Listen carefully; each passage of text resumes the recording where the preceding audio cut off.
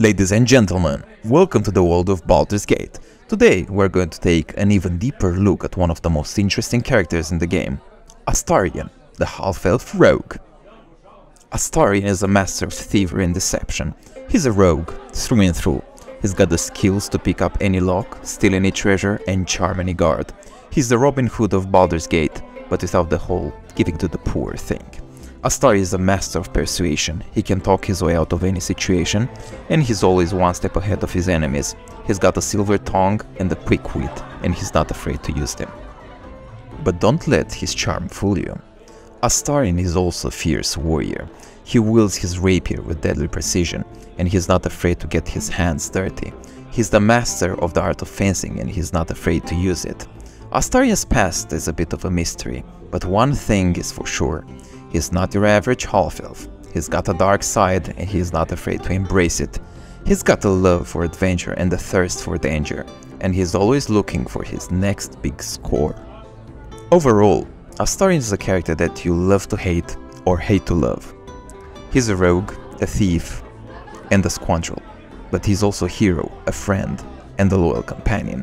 He's the kind of character that you love to play and the kind of character that you'll never forget. Astarion is a complex character, with a lot of depth and personality. He's got a lot of secrets and a lot of hidden motivations. He's not always a good guy, but he's not always a bad guy either. He's just a guy who's trying to survive in a dangerous world. Warning! The following content contains spoilers for Baldur's Gate 3. If you have not completed the game and wish to avoid spoilers, please stop watching now and secretly proceed with Astarion that sets him apart from the rest of the characters in the game. He's a vampire. He may look like your typical bloodsucker, but there's more to him that meets the eye. Astarion was once a noble human prince, beloved by his people. He was known for his wisdom, bravery and compassion, but one fateful night, while on a hunt, he was bitten by a vampire and turned into one of the undead. Being a vampire wasn't all it was cracked up to be. Astarion was plagued by an undying thirst for blood and a constant battle for self-control. He was determined not to let his new condition control him, but it was a hard road to walk. He tried to fit in with the other vampires, but they just saw him as weak, pitiful and lesser. They didn't understand his struggle or his determination to be in control of his thirst. He was an outcast among his own kind. But the humans, they wanted nothing to do with him. He was a monster in their eyes. They couldn't see past his vampire nature. Astarion had lost everything, his family, friends, and his kingdom. But he didn't give up.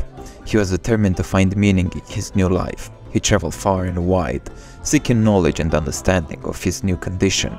He studied ways to control his thirst, ways to hide his true nature, and ways to live among the humans without being detected. After many years, Astarion returned to Baldur's Gate. This time as a powerful vampire noble. He had built a new kingdom and a new court, where he ruled justly and with compassion. He was still an outcast among his own kind, but he was respected by the humans. So now, Astarion sits on his throne, alone and unloved by his own kind, but respected by the humans.